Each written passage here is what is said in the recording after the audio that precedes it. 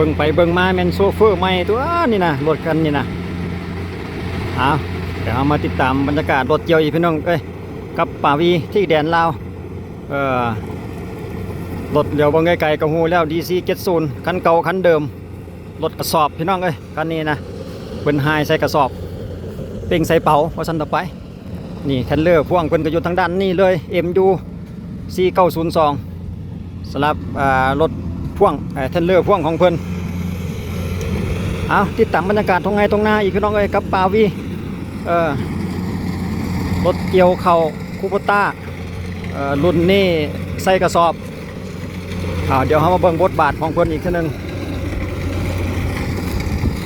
คุมท้ายด้วยแอดอีก2สูตรเก่าสูตรเดิม ในท้าย2คนกับโซเฟอร์หนึ่งแต่ว่าเขาเบิ่งโซเฟอร์นี่โอ้เริ่มมีความชำนาญแล้วได้นี่ไหนเมื่อก่อนนี่ยังเป็นมือใหม่ที่เขาเคยลงไปให้เบิ่งนะพี่น้องแต่มื้อนี้สะบัดอาจจะมีความเชี่ยวข้องแน่หน่อยนึงแต่ว่าบ่ทันได้ว่องไว เชี่ยวข้องซื่อๆแต่ว่าบ่ทันได้ว่องไวพี่น้องเพราะว่ายังบ่ไวปานใดเด้เนาะนากับนาน้ำอยู่คือเก่าแล้วพี่น้องแต่ว่าก็ใกล้แล้วเด้ใกล้จะได้ใกล้หมดเดือนตุลาปี2025แล้วแหละช่วงนี้ก็หลายโอ้เข่าเพิ่นนะพี่น้องคือว่าป่นแท้ หน้าเจ้านี่นะรู้สึกว่าจะป่นกันสังเกตเห็นนะตัวเขียวๆอยู่กับมีหั่นนะโอ้ก็บ่เป็นหยังที่บ่โสทิมเลยที่ตัวเขียวหั่นก็ได้คิดว่าจะเป็นประมาณนั้นหน้าน้ำพี่น้องช่วงฤดูนี่ก็น้ำบ่ทันได้แห้งดอกปีนี้ฝนดีคักนะโอ้แต่ว่าเฮามาสังเกตรถคันนี้ก็คือเก่าพี่น้องอาจจะเป็นแบบบ่ได้แต่งนะพี่น้องทางก้นมันนะเดิมๆเลยบ่จักเพราะว่ามาสังเกตเห็นเฟืองที่ว่ามันจะบ่ได้อยู่กลางแล้วหั่นน่ะพี่น้องจะถึกอยู่ทางข้างขอบตีนสำหรับเฟืองเวลาเฟืองมันออกทางหลังหั่นเนาะเพราะว่ามาสังเกตดูเฟืองเนี่ยบ่ได้ยองต่อเฟืองเพราะบันไดจะถือแต่ทางข้างมันก็จะไหลลงหาน้ำมันแล้วเวลาเราต้องการเฟืองให้งัวเนี่ยมันก็จะเวลาเราสิเอารถมาอัดเฟืองหั่นนะมันก็จะบ่ง่ายหั่นนะเฟืองบ่งามมันจมน้ำเนี่ยก็มีเนาะเด้เราสังเกตเห็นมันบ่พี่น้องใจดีแท้นี่คิดว่ามันต้องได้ดัดมันบ่พี่น้องแต่ละคันเพิ่นมาที่ว่าเฮาเห็นอยู่ทางฝั่งไทยเห็นเพิ่นเฮ็ดนั่นนะแต่ละคันคือว่าลงเกิงกลางดีอยู่เด้แต่ว่ารถคูโบต้ามาทางลาวนี่คือจะแม่นเดิมๆเพิ่นบ่ได้ออกแบบมาเฟืองจะบ่อยู่กลางแถวว่าซั่นต่อไปจะตกอยู่ทางด้านข้างหน่อยนึงก็เฮ็ดให้มันบ่งามตกน้ำตกนั่นแดนะบ่อยู่เกิงกลางกับบ่แน่ใจเพราะว่าข้าพเจ้าก็เคยได้ยินเสียงผู้นึงเพิ่นเว้าเนาะFC ท่านนึงเพิ่นว่ามันต้องได้ดัดเพิ่นว่าเด้ดัดทางหลังเดี๋ยวเราจะรอเพิ่นมาแล้วอีสังเกตทางด้านหลังอีกทีนึงสำหรับรุ่นนี้คือกันเนาะรุ่น DC70เป็นรถกระสอบพี่น้องแต่ว่าเราเคยเบิ่งอีกคันนึงมาแล้วที่ว่ารุ่นDC คือกันแต่ว่าเป็น93หั่นน่ะก็ลงแบบเดียวกันนี่แหละพี่น้องจะบ่ได้อยู่เกิงกลางเฟืองเวลาเฟืองออกหั่นน่ะจะตกอยู่ทางข้างๆกองข้างๆอันน่ะแล้วต่อเฟืองหั่นน่ะบ่ได้อยู่กลางแล้วต่อเฟืองเพิ่นก็เริ่มมีความชำนาญได้แล้วเด้ขนาดเขาลมเพิ่นก็ยังค่อยๆเกาะเอาได้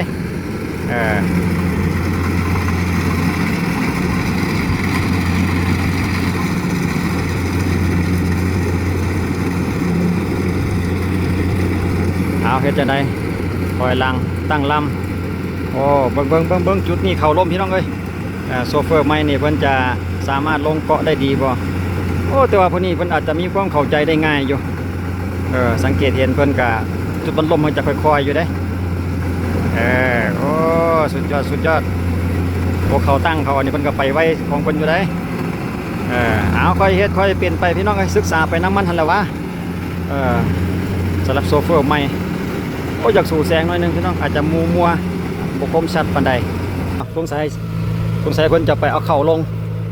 เบิ่งเพิ่นเอาเข่าลงก่อนรู้สึกว่าจะเต็มบอลนั่งและแอดรถจะจนยวงอยู่เทิงพุ่นมาเบิ่งคนจะตีโค้งลักษณะใด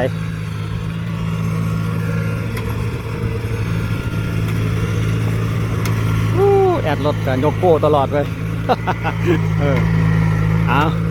โอ้มาทางด้านข้างนี่แหละเนาะทางขึ้นทางลงสำหรับจุดนี้นี่จะเลิบๆหน่อยนึงบ่ได้สั้นเนาะถอยอีกหน่อย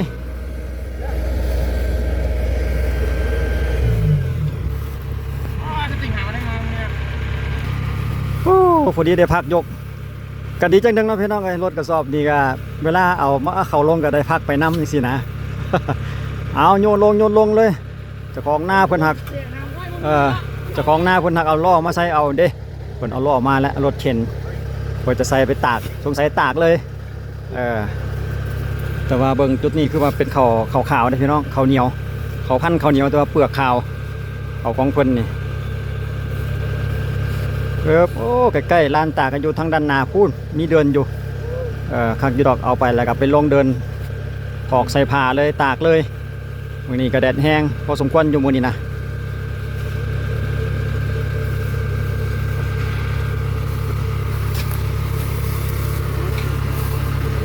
อันใด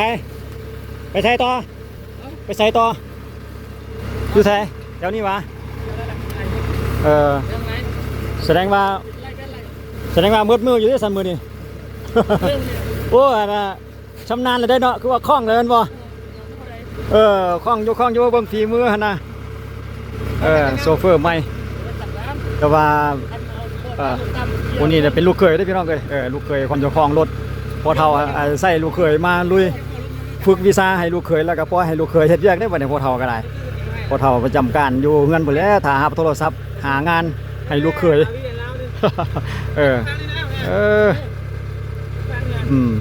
เอารอจังว่าเพิ่นเอาเข้าลงแล้วก็จะไปเกี่ยวเดี๋ยวเขาจะไปสังเกตเบิ่งเวลาเพิ่นเกี่ยวอีกน้อยนึงว่าเพิ่นจะยังสงสัยอยู่บนเฟืองออกเพิ่นว่ามันบ่อยากเกิงกลางว่าซั่นเด้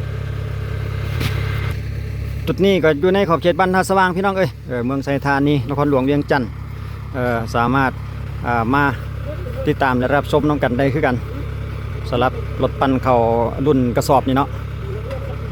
ลักษณะนี้แหละพี่น้องแต่ว่านี่เฮาสังเกตเห็นในปัจจุบันนี้บ่จักมีแล้วอันนี้แม่นผู้ใดมีแล้วเพิ่นก็ยังรักษาไว้สำหรับรถกระสอบนี่เนาะหากว่าหลายคันเห็นเพิ่นออกมาใหม่หั่นน่ะไม่จะเป็นแบบจะติดอุ้มมาพร้อมเลยเนาะใส่อุ้มเพราะว่าเวลาเพิ่นไปเพิ่นจะไปผู้เดียวเด้เวลาเกี่ยวหั่นน่ะรถมีอุ้มแต่ว่ารถกระสอบแบบนี้ต้องมีผู้ไปนำจังซี่ล่ะบ่ต้องมีแอดไปนำเพื่อหายใส่กระสอบก็จะเสียเวลาน้อยนึงบ่หลายเพื่อมาเข้าลงลักษณะนี้นี่แหละแต่ว่าขันเป็นรถมีอุ้มเราจะต้องได้ปล่อยใส่กระสอบอีกหรือว่าปล่อยใส่รถดำรถบรรทุกอย่างก็ว่าไปเนาะหลวกอีกแบบหนึ่งเรียบร้อยสลับให้นี่เนาะเดี๋ยวเขาจะรอจังหวะเพิ่นข้ามคันนามาให้นี่อีกแบบหนึ่งก่อนว่าเพิ่นจะข้ามคันนาลักษณะใดสลับโซเฟอร์ใหม่นี่มาโอ้เรียนมามันมีจุดสำหรับข้ามอยู่มั้งต่ำอยู่ก็ได้เทคนิคการข้ามคณะพี่น้องเอ้ยโซเฟอร์ไม่วางลงเลย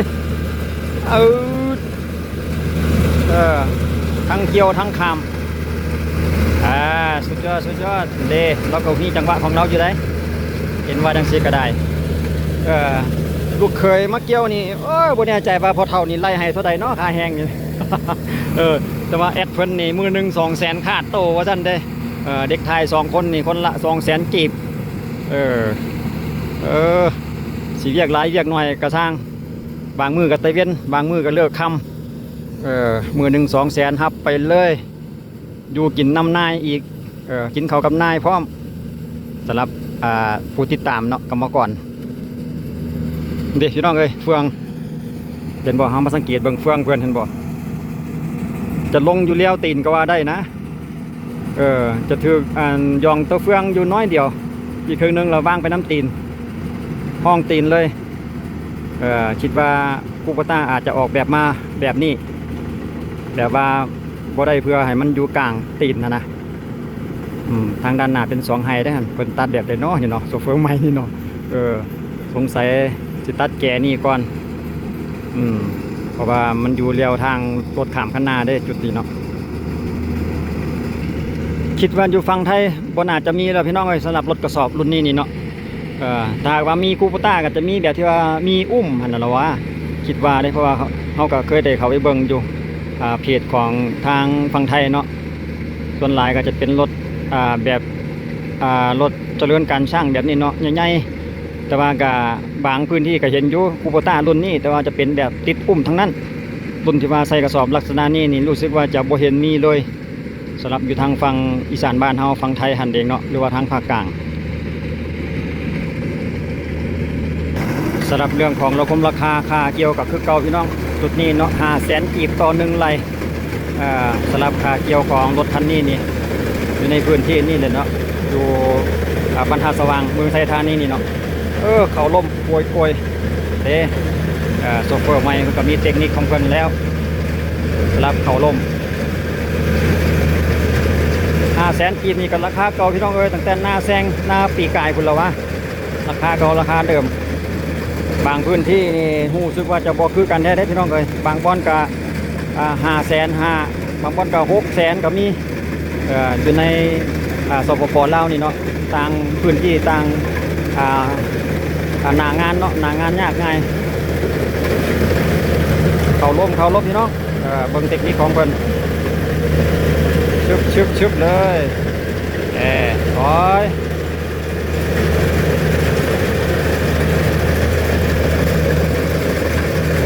กันได้บาทเนี่ย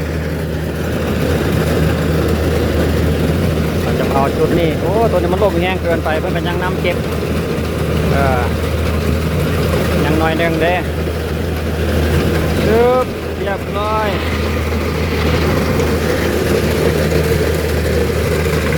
โซเฟอร์ไม่นี่คิดว่าจะต่อไปโบแมนโซเฟอร์ไม่แล้วเพราะอาจจะมีความชำนาญแล้ว เอาเห็นจังไดตั้งลำไม้ถึงว่าจะมาต่ำต้นไม้เลยเด้อ ขนาดอยู่บางต้นไม้ก็จะมาต่ำหมดนี่เนี่ย เอาคนกำลังป่วยอยู่เอาเห็นจังไดบาทนี่โยกไปโยกมาอยู่ตีพวกแบบไหนตีพวกบิดหรือโบบิด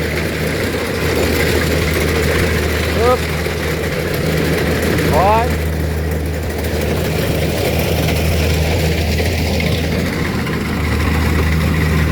เพิ่นจะกินทั้งในก่อนเอาวงในก่อนกินวงในก่อนแล้วก็จังมากินวงนอกส่วนตัวอยู่แคมป์ข้างหน้าเนี่ยเพิ่นก็จะปักไว้ก่อน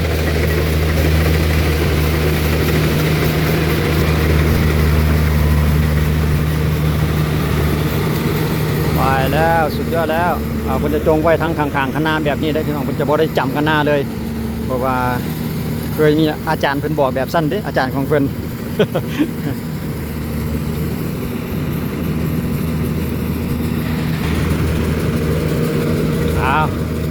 ไปจะได้หัน สมุนไปในหัวคุณวะเพิ่นเก็บมุมได้เรื่องไว้ห้อยว่าแม่นจะขึ้นหอดข้างหน้าบ่จักหัน เอาตีโค้งเจ้าเอาไปหมุนอยู่ในอันแก่ข้างหน้าหันเลย วิดบอลน่ะเอาถอยมาพอดีเป๊ะ เอาเกือบขึ้นกันหน้าพอดีแล้วเนาะเกือบบูวิดไปคือสิแล้วอยู่ดอกงานนี่นะ ซ้ำให้นี่แหละสำหรับของเจ้านี่เนาะหน้าประมาณ3 ไร่ให้นี่จะแหลมไปหาทางหน้าพุ่นแหละให้นี่นะ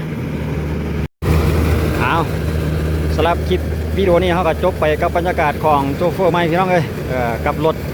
เกี่ยวเขาคูโบต้า DC70 รุ่นไฮใส่กระสอบเนาะรุ่นนี้เนาะ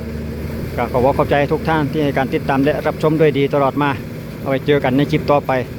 อาจจะเป็นเกี่ยวกับรถปั่นเข่าหรือใดแหละคลิปต่อไปเนาะเอาไว้เจอกันในมื้อหน้าสำหรับคลิปนี้สบายดี